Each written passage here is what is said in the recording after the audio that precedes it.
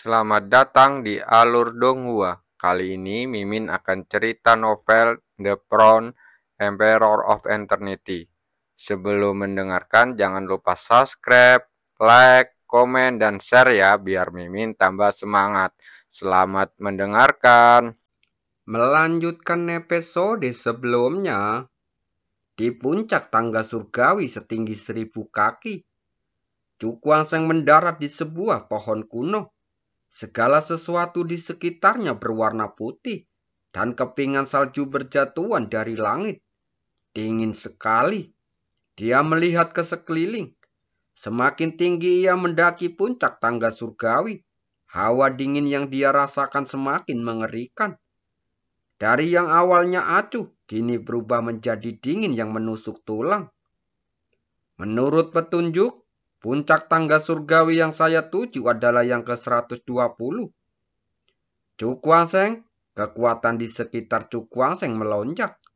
Langsung membentuk penghalang tak terlihat yang menghalangi udara dingin keluar.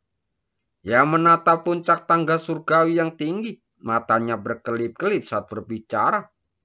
Pada titik ini, darah sisa pertempuran perlahan-lahan mulai terasa.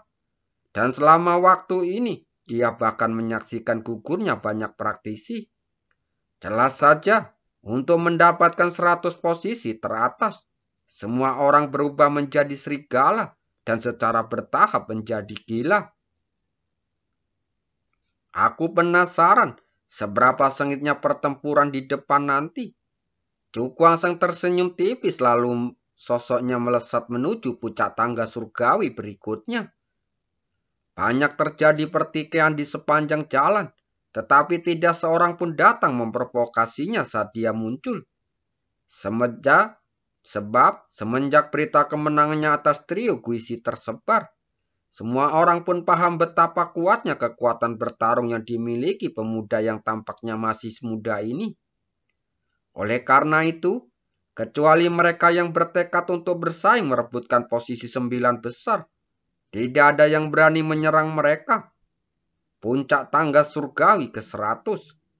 Cukwang perlahan turun lalu mendarat di puncak tangga surgawi yang tertutup salju tebal. Saat ini, suasana di sini sangat mencekam. Hampir 100 praktisi kuat yang baru tiba di sini saling waspada. Dan pertempuran berdarah bisa saja terjadi kapan saja. Pesta akan segera dimulai. Cukwang tersenyum tipis, matanya melirik ke arah daratan tinggi. Tujuannya bukan hanya untuk berada di 100 besar. Karena sudah di sini, tentu saja ia ingin berdiri di titik tertinggi untuk menikmati pemandangan. Sepanjang jalan, ia memacu kecepatannya semaksimal mungkin, melewati puncak tangga satu demi satu, dan berlari menuju tempat yang lebih tinggi. Sepanjang perjalanannya, tak seorang pun berani menghentikannya, sehingga perjalanannya sangat lancar. Puncak tangga surgawi yang ke-59. Cukwang mendarat lalu melihat sekeliling. Setelah melewati beberapa puncak lagi, mereka akan mencapai 50 puncak pertama. Jika mereka bisa berpijak di sana, setidaknya mereka akan memenuhi syarat sebagai murid dalam. Pada saat ini, terdengar suara gemuruh dan suara senjata saling beradu, serta pertempuran dengan cepat menyebar. Cukwang menoleh untuk melihat puluhan orang saling bertarung.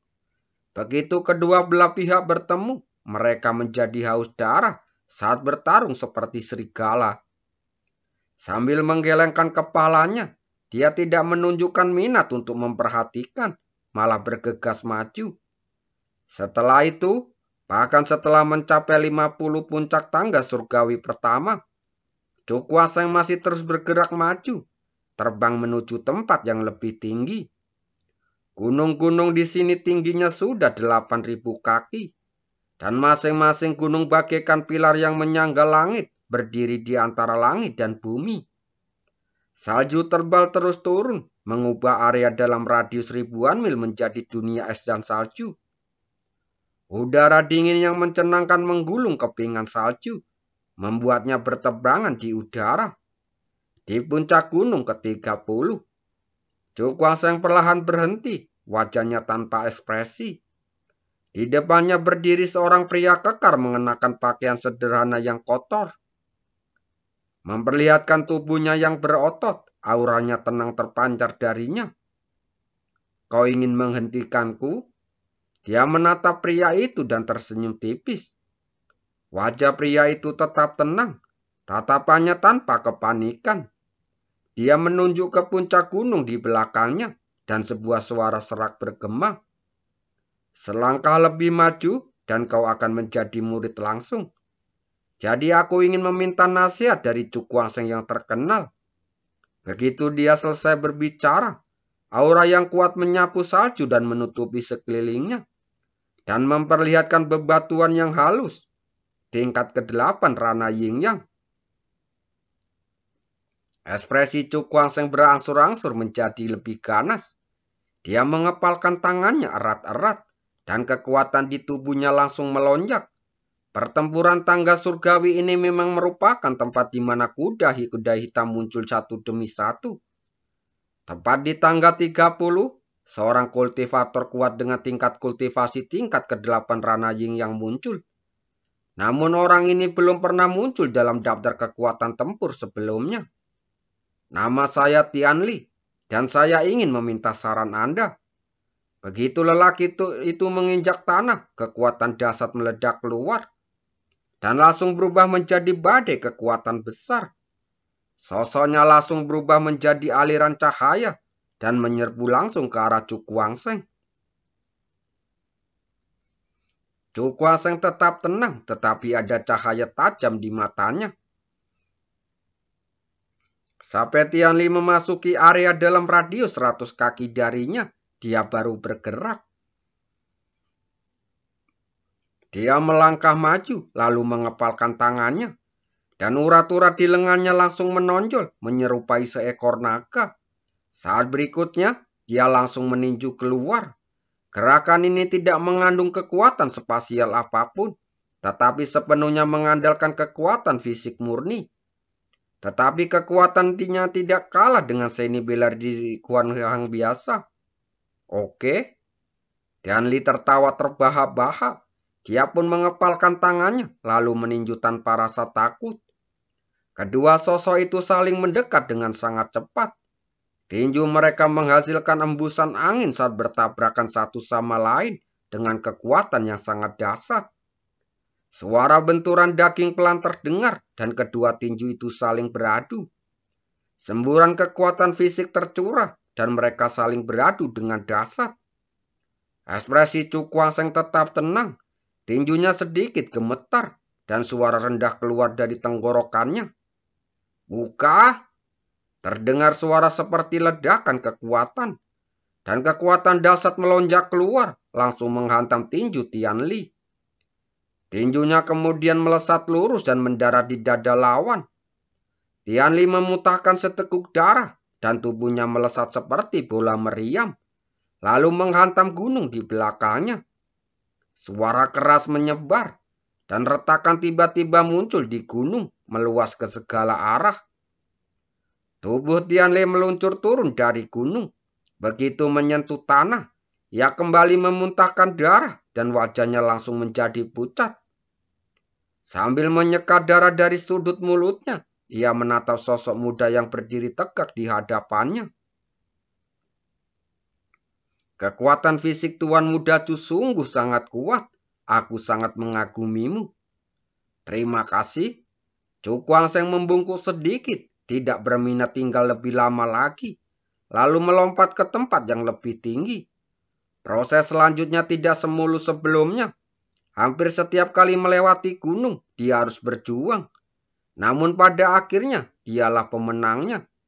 Yang ke-20. Chu Guangsheng berdiri di atas batu besar lalu melihat sekeliling. Selama waktu ini, dia bertemu banyak wajah yang familiar. Orang-orang ini sebelumnya menduduki peringkat tinggi dalam daftar peringkat kekuatan tempur. Namun, di gunung tangga surgawi yang dikuasai kuda hitam ini, mereka tidak memiliki peluang untuk mendapatkan keuntungan dengan mudah. Beberapa bahkan telah diusir dari puncak tangga surgawi dan menghilang tanpa jejak. Kompetisi berikutnya baru saja dimulai. Ia melirik medan perang, menatap ke tempat yang lebih tinggi, lalu berkata sambil tersenyum tipis. Puncak tangga surgawi ke-13. Suara kicauan serangga yang menyeramkan terdengar, dan seekor serangga penyihir seputih salju mengepakkan keempat pasang sayapnya. Gelombang suara aneh keluar darinya, langsung menembus angkasa dan membombardir seorang pemuda berpakaian hitam di seberangnya. Perisai batu. Pemuda berbaju hitam itu terkejut. Dia berteriak pelan dan tiba-tiba melambaikan lengan bajunya. Cahaya kuno menyatu, langsung berubah menjadi perisai raksasa di hadapannya. Di atas perisai itu, seekor kura-kura batu yang samar berjongkok, memancarkan beban yang sangat seberat gunung. Hanya sepele, Wusan mencibir dengan jentikan jarinya. Gelombang suara meletus keluar dan menghantam perisai batu. Ketika keduanya bersentuhan, perisai batu itu meledak di depan mata pemuda yang ketakutan itu. Gelombang suara yang mengerikan menembus, lalu menghantam tubuhnya tanpa ampun. Dada pemuda berpakaian putih itu sedikit ambruk, darah mengucur dari mulutnya. Dan dia jatuh terlungkap di luar puncak tangga surgawi. Melihat ini, Wusan tampak acuh tak acuh, tetapi kegembiraan yang tak tersembunyi muncul di matanya. Setelah mencoba berbagai trik dan menggunakan induk serangga penyihir, dia akhirnya berhasil menyingkirkan musuh yang licik ini. Dan sekarang, dia dapat dengan kokoh menduduki puncak tangga surgawi ke-13. Meskipun 30 teratas semuanya akan menjadi murid langsung, perlu dicatat bahwa semakin tinggi peringkatnya, semakin kaya sumber daya yang diterimanya. Oleh karena itu, semakin dekat seseorang dengan peringkat akhir, semakin ketat pula persaingannya. Jika kita terus mendaki, itu akan sangat sulit. Wusan melirik puncak tangga surgawi ke-12, lalu menggelengkan kepalanya.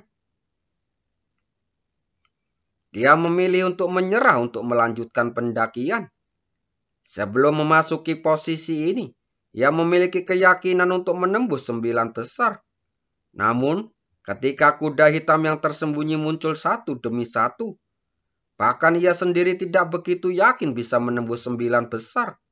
Terlebih lagi, dia sangat kelelahan setelah pertempuran berdarah dan tidak dapat melangkah lebih jauh.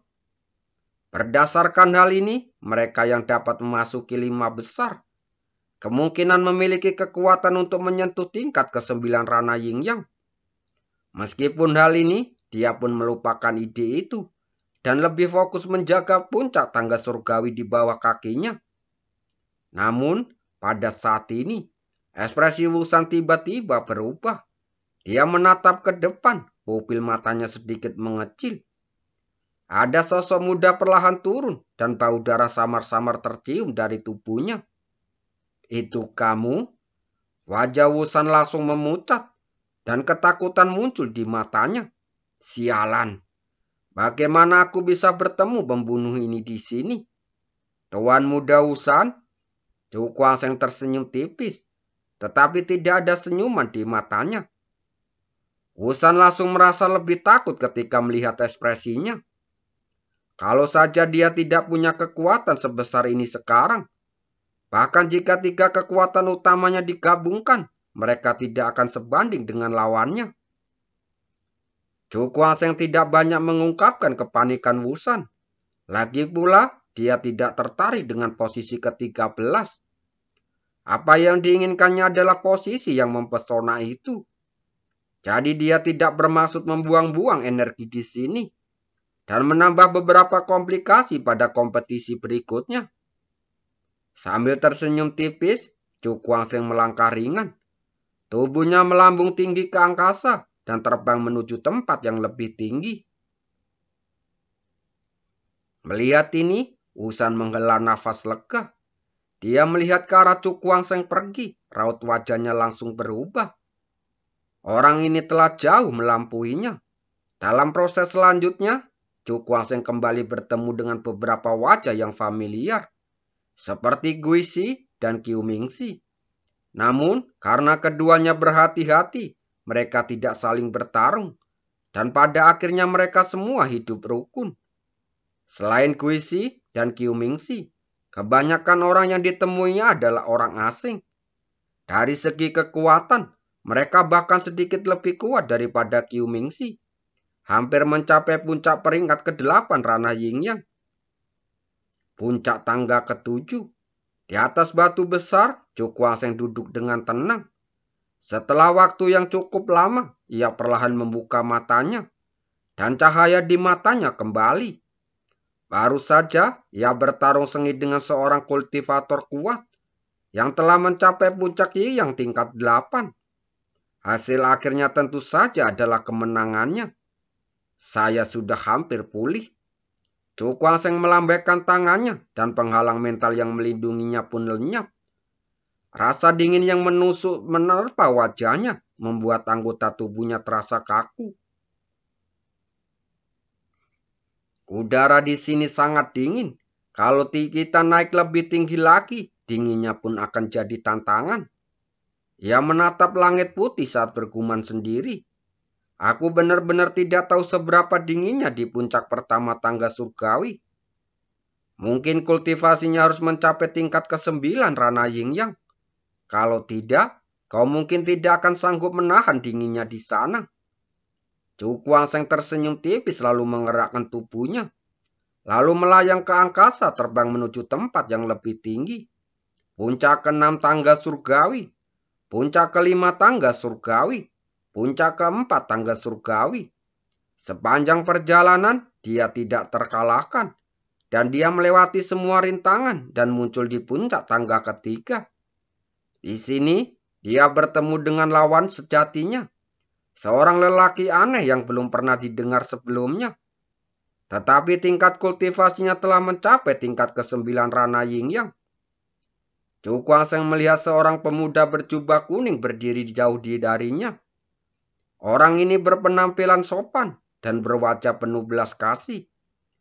Dan 19 luka di kepalanya yang botak. Orang ini sebenarnya adalah seorang biksu dan biksu yang sangat kuat.